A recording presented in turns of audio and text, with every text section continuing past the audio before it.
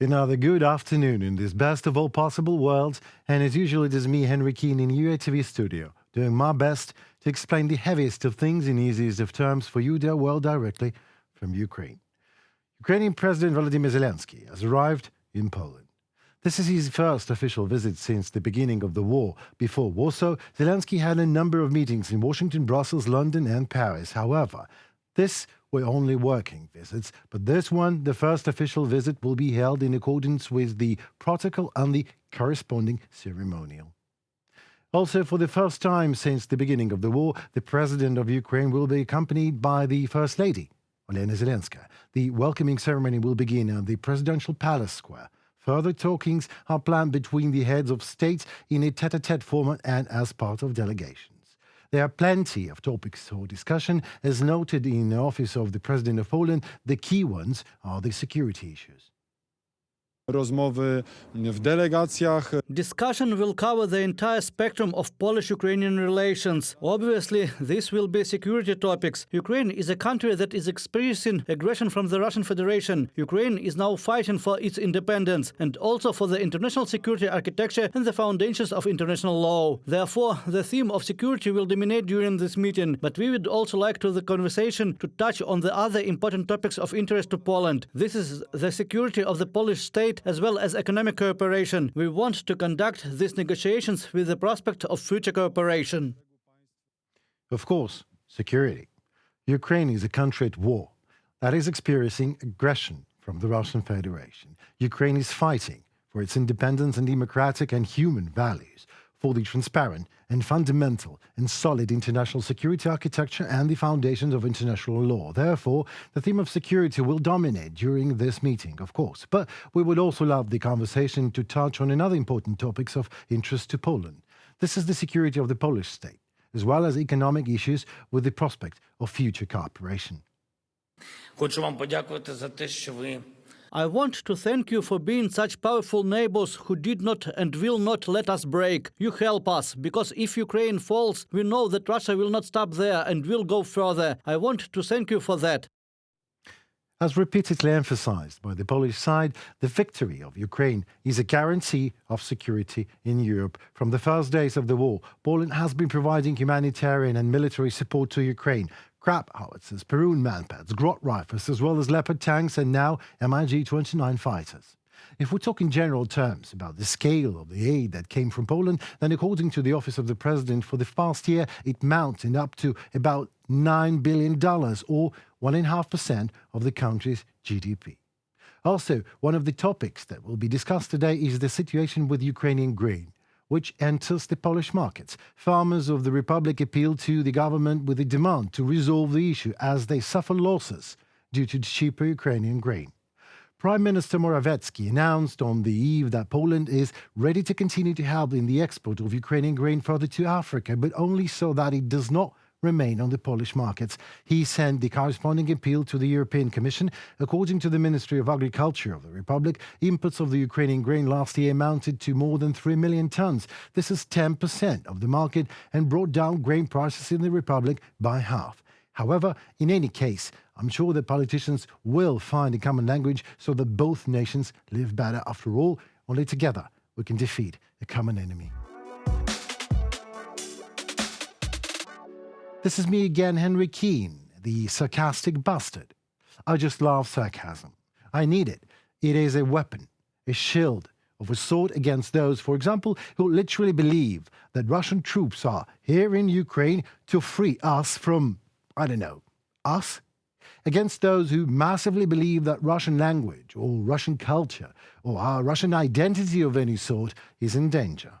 Against those infected by Russism, Putinism, those who know in their Russian hearts that Crimea, for example, is Russian because it once belonged to Soviet Union. And the whole Donbass region is Russian. And the whole Ukraine is nothing but a raw material appendix to great Putin's federation. And Putin himself is the savior, the messiah of the Russian spring. And if the world is not okay with the Russian spring, then the whole world should face the nuclear winter. What else but sarcasm and more sarcasm as an answer to this fascist rubbish? You see, Russian foreign policy not the one they are talking about, but the real one, the one they implement in the real life, completely correlates to the Russian national paradigm, that is, predatory, treacherous, murderous, and absolutely inhumane.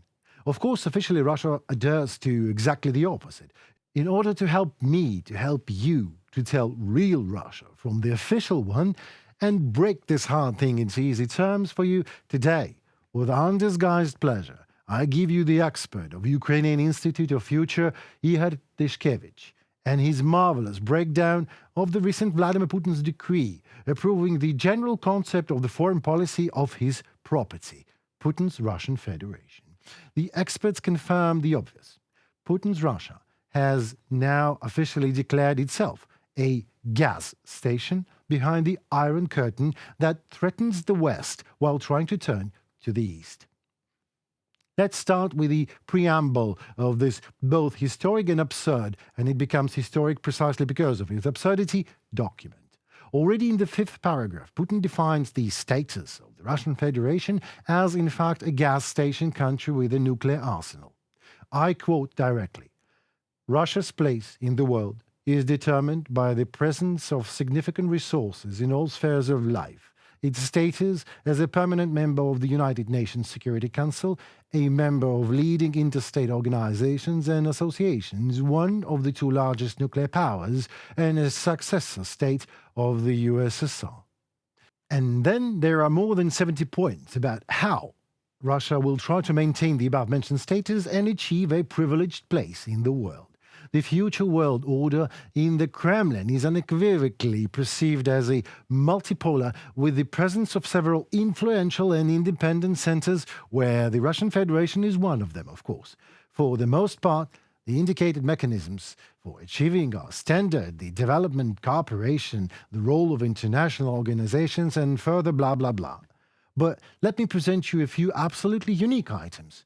In particular, countering the anti-Russian activities of foreign states and their associations, promoting the preservation of historical truth abroad and the memory of Russia's role in world history, and a very, very interesting point about maintaining good relationship with neighboring countries. The formation of good neighborly relations with neighboring states, assistance in preventing the emergence and elimination of hotbeds of tensions and conflicts on their territories. That is, Russia immediately, here and now, stipulates that it intends to pursue a policy of interference in the affairs of its neighboring states. Further, this thesis is revealed in the section on the multipolar world construction. On the one hand, it declares the Russian Federation adherence to approaches based on the equality of states, rejection of hegemony in international affairs, non-interference in other countries' internal affairs, and so on. On the other hand, the Kremlin sees the key task, paragraph 19, as eliminating the vestiges of the dominance of the United States and other unfriendly states in world affairs, creating conditions for an state to abandon the neo-colonial hegemonic ambitions. In paragraph 25, the Russian Federation declares the possibility of using the armed forces for, I quote, "in particular to solve the tasks of repelling and preventing an armed attack on Russia and or its allies, and also for, of course, the protection of Russian citizens abroad." And here, by the way, it is worth remembering the policy of passportization, which Russia has been actively pursuing in recent years. Then comes paragraph 26.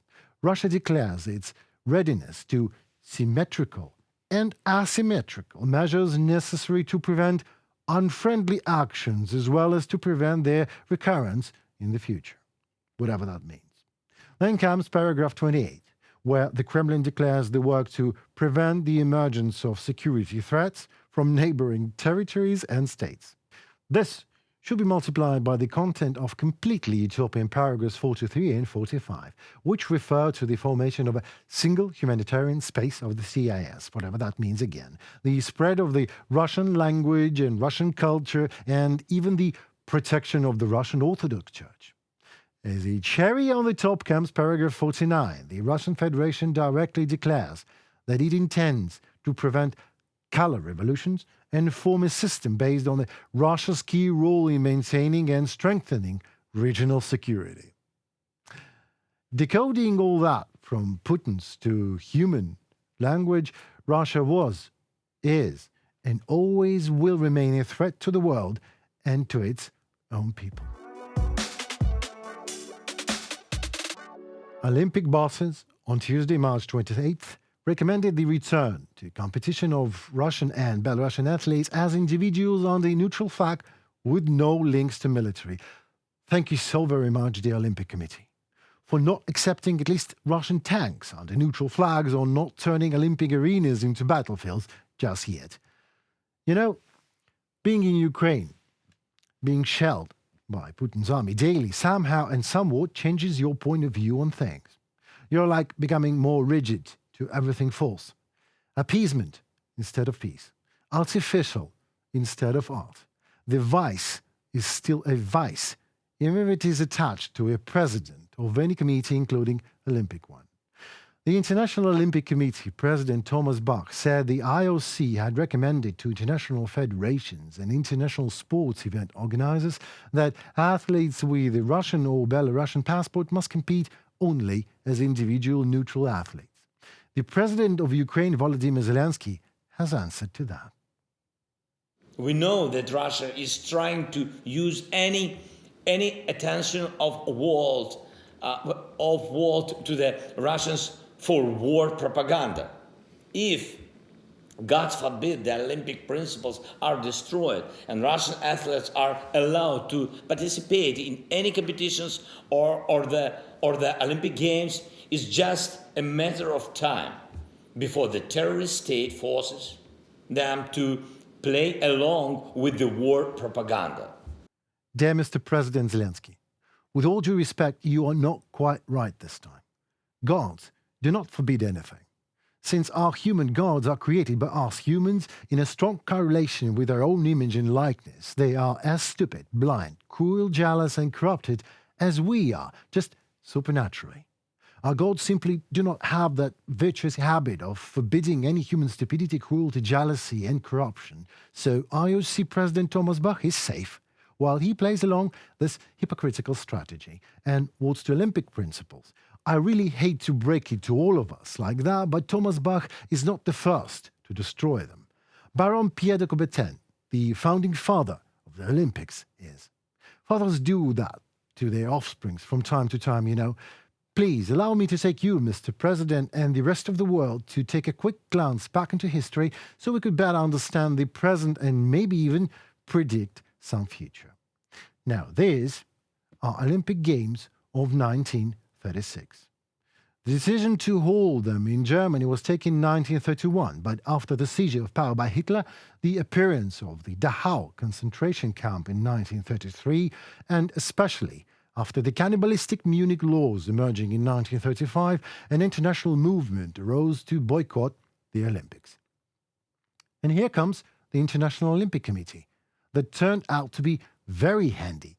As a result of its actions, not only were German athletes not banned from participating in international competitions, but the Olympics itself was not transferred to another country and remained Germany-based.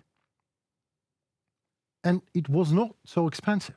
The times were simple and cheap, and the word corruption, which raised the sports officials' purchase prices multifold, was only just looming on the horizon of events of the everyday life of the leadership of international organizations.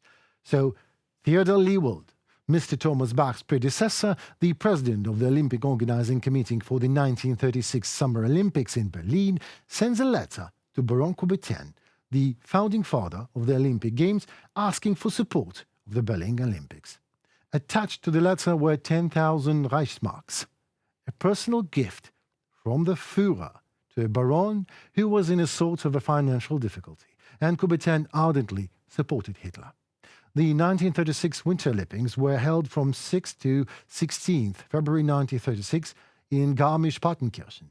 The International Olympic Committee delegation was very pleased with everything. The only thing they have asked at the time of the Games is to remove these signs.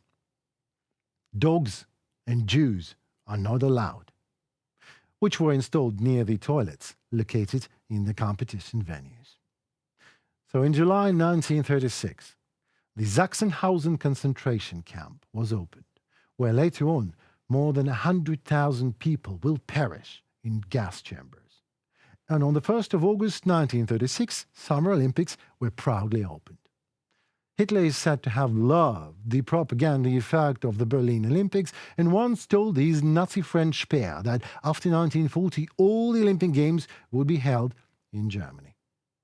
Then Hitler occupied neighboring countries, Austria, the Anschluss, Czechoslovakia and Poland, and when 1993 Japan was deprived of the right to Olympics due to the war with China, Germany applied and the corrupt IOC agreed to its proposal only in November 1939.